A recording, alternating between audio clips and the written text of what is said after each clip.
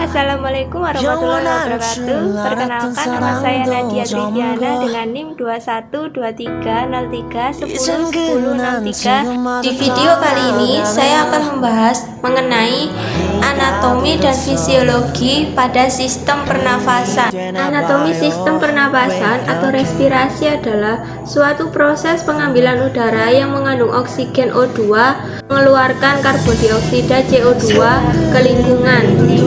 Oksigen yang dibutuhkan untuk proses respirasi sel ini berasal dari atmosfer yang menyediakan hubungan gas oksigen sebanyak 21% dari seluruh gas yang ada. Manusia juga membutuhkan suplai oksigen secara terus-menerus untuk proses respirasi sel dan membuang kelebihan karbon dioksida sebagai ilmiah beracun produk dari proses tersebut. Pertukaran gas antara oksigen dengan karbon dioksida dilakukan agar proses respirasi sel terus berlangsung. Respirasi dapat dibedakan atas dua jenis, yaitu respirasi luar adalah pertukaran antara O2 dan CO2 antara darah dan udara. Kedua, respirasi dalam, yaitu pertukaran antara O2 dan CO2 dari aliran darah ke sel-sel tubuh. Respirasi dilakukan dengan dua cara. Satu, respirasi dada. Otot antar tulang rusuk luar berkontraksi atau mengerut. Dua, tulang rusuk terangkat ke atas dan rongga dada membesar yang mengakibatkan tekanan udara dalam dada kecil sehingga udara masuk ke dalam badan. Dua, respirasi perut. Otot diafragma pada perut mengalami kontraksi. Dan kedua, diafragma datar. Volume rongga dada menjadi besar yang mengakibatkan tekanan udara pada dada mengecil sehingga udara masuk ke paru-paru. Alat-alat pernafasan yaitu 1. Kafum nasalis atau rongga hidung. 2. Faring atau tenggorokan. 3. Laring atau pangkal tenggorokan. 4. Trakea atau batang tenggorokan. 5. Bronkus atau cabang batang tenggorokan. 6. Pulmo atau paru-paru. Di dalam paru-paru terdapat alveoli dan pleura atau selaput pembungkus paru-paru.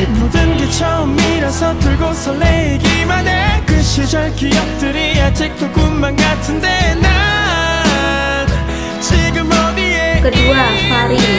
Faring adalah pipa berotot yang berjalan dari dasar tengkorak sampai persambungannya dengan oesophagus pada ketinggian tulang rawan krikoid. Faring merupakan percabangan dua saluran yang menghubungkan mulut orofaring dan kerongkongan nasofaring. Faring memiliki panjang 12-14 cm dan memanjang dari dasar tengkorak hingga vertebra cervicalis. Ke-6, udara yang telah sampai ke faring telah diatur kelembapannya sehingga hampir bebas debu bersuhu mendekati suhu tubuh. Fungsi dari faring yaitu 1. Sebagai penghangat dan pelembab dengan cara yang sama seperti hidung, udara dihangatkan dan dilembabkan saat masuk ke faring. 2. Fungsi suara, bekerja sebagai bilik resonansi untuk suara yang naik dan dari laring.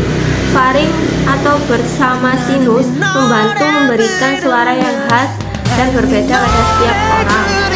Fungsi pengecap, terdapat ujung saraf olfaktorius dari indera pengecap di epitelium oral dan bagian faringea. Fungsi pendengaran, saluran auditori atau pendengaran memanjang dari nasofaring pada tiap telinga tengah. Fungsi perlindungan, jaringan limfatik faring dan tonsil laring menghasilkan antibodi dalam merespon terhadap antigen. Laring terletak antara faring dan trakea. Dinding laring dibentuk oleh tulang rawan, tiroid dan krikoid. Fungsi dari laring yaitu untuk membentuk suara dan menutup trakea pada saat menelan atau epiglotis. Ada dua lipatan pada laring yaitu mukosa, artinya pita suara palsu atau lipat suara. Celah di antara pita suara disebut dengan rima glotis. Laring adalah organ yang berongga. Di bagian laring terdapat beberapa organ yaitu 1. Epiglotis adalah katup tulang rawan untuk menutup laring sewaktu orang menelan. Pada saat bernafas, epiglotis terbuka, tapi pada saat menelan, epiglotis menutup laring. Jika bernafas melalui mulut, udara yang masuk ke paru-paru tak dapat disaring dan lembab atau dihangatkan. Pita suara terdapat dua pita yang dapat ditegangkan dan dikendurkan, sehingga lebar sela-sela antara pita-pita tersebut berubah-ubah sewaktu bernafas dan berbicara. Selama pernafasan, pita suara sedikit terpisah sehingga udara dapat keluar masuk. Selanjutnya trakea. Trakea tersusun atas 16-20 cincin tulang rawan. Celah diantaranya dilapisi oleh jaringan ikat fibroelastik. Trakea terdiri atas 3 lapis jaringan, yaitu yang pertama lapisan luar, terdiri atas jaringan elastik dan fibrosa yang membungkus kartilago. 2. Lapisan tengah, terdiri atas kartilago dan pita otot polos yang membungkus trakea dalam susunan heliks. Ada sebagian jaringan ikat mengandung pembuluh darah dan limfe serta saraf otonom. Yang terakhir, lapisan dalam, terdiri atas epitelium kolumnar menyekresi mukus. Fungsi dari trakea yaitu mengirim udara ke paru-paru dan menyaring benda asing. Dari sel goblet dalam trakea memproduksi lendir untuk menahan benda asing, bakteri, dan virus agar tidak masuk ke dalam paru-paru. 2. Membantu fungsi sistem pencernaan atau tulang rawan yang terbentuk cincin, memungkinkan trakea menciptakan ruang besar bagi seseorang untuk mudah menelan makanan. Membantu batuk, trakea akan berkontraksi untuk mempersempit lumen trakea agar udara mengalir lebih cepat melalui trakea saat keluar, sehingga lendir dan partikel debu lebih mudah dikeluarkan. Bronkus merupakan penjagaan trakea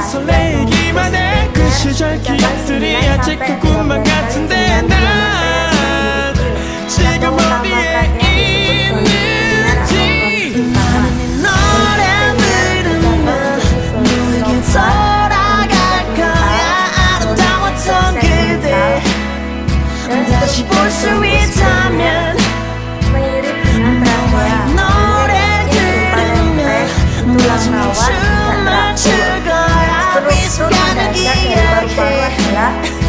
언제까지라도 Just one 음악은 계속해서 흐르고 여기 너를 기다리고 있는 나에게 기회를 줘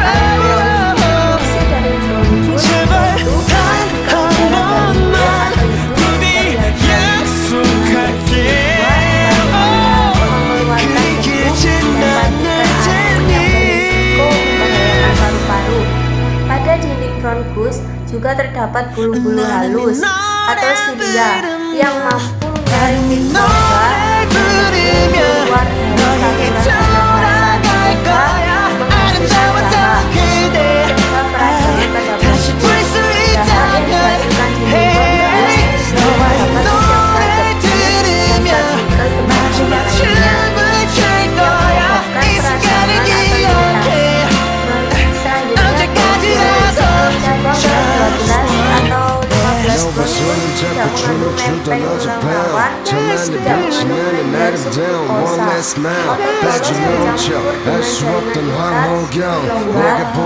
dihasilkan dinding bronkus dapat disiapkan dan partikel lainnya menyebabkan peradangan atau iritasi. Cabang lagi menjadi bronkus lobaris dan segmentalis. Percabangan ini terus menjadi kecil sampai akhirnya menjadi bronchiolus terminalis. Bronchiolus tidak diperkuat oleh cincin tulang rawan, hanya otot polos sehingga ukurannya dapat berubah-ubah. Paru-paru adalah organ pernapasan utama manusia yang lokasinya di rongga dada. Paru-paru dipisahkan oleh area yang disebut trakea, esofagus, dan kelenjar getah bening. Paru-paru ditutupi oleh selaput pelindung yang dikenal sebagai pleura dan dipisahkan dari rongga perut oleh diafragma otot.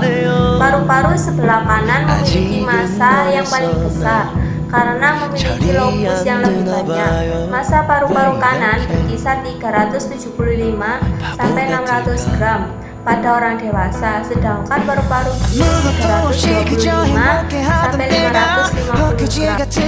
Setiap paru-paru terbagi lagi ke beberapa bagian yang disebut lobus. Di bagian kanan terdapat 3 lobus dan di sebelah kiri terdapat 2 lobus. Paru-paru kanan di bagian atas terdapat lobus superior, di bagian tengah terdapat lobus medius, dan yang paling bawah terdapat lobus inferior. Sedangkan di bagian kiri hanya terdapat 2 bagian atas dan bawah, sehingga hanya memiliki lobus superior dan inferior. Setiap lobus dipisahkan oleh struktur yang disebut dengan tisu alveoli atau kantong berdinding sangat tipis pada bronchial terminalis, bentuknya bulat poligonal dan jumlahnya sekitar 200 sampai 500 juta. Sel epitel alveoli terdiri dari 1 sel alveolar gepeng atau sel alveolar tipe 1 yang jumlahnya hanya 10% dan menempati 95% alveolar paru. 2 sel alveolar besar atau sel alveolar tipe 2 yang jumlahnya hanya 12% dan menempati 5% alveolar.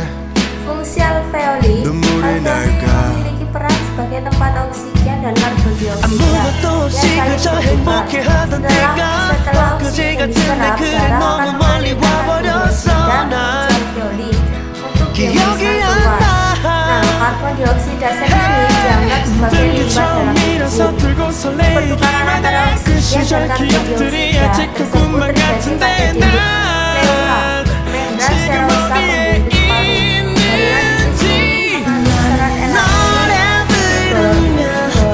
Dan koragen yang melekat ke paru disebut pleura visceral, yang melekat ke dinding toras disebut pleura parietal. Di antara pleura visceral dan pleura parietal terdapat cairan pleura yang berfungsi sebagai pelumas sehingga memungkinkan pergerakan dan pengembangan paru secara bebas tanpa adanya gesekan di dinding pleura. Mengandung banyak papiler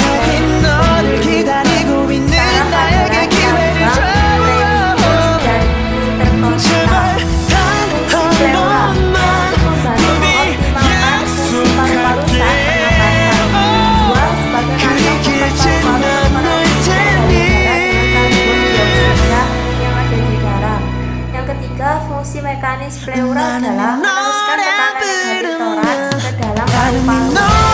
Selanjutnya kita simak video animasi dan pembahasan singkat tentang anatomi sistem pernapasan. Hidung adalah organ indera penciuman dan menjadi organ pertama yang dilalui udara saat respirasi.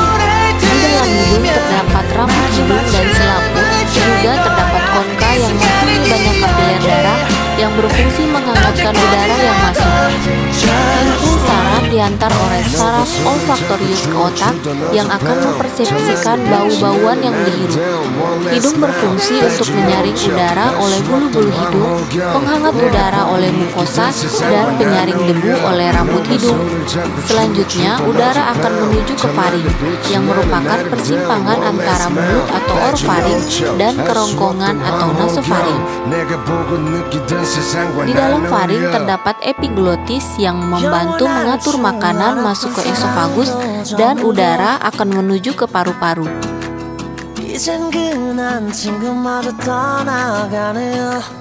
Selanjutnya udara masuk ke laring.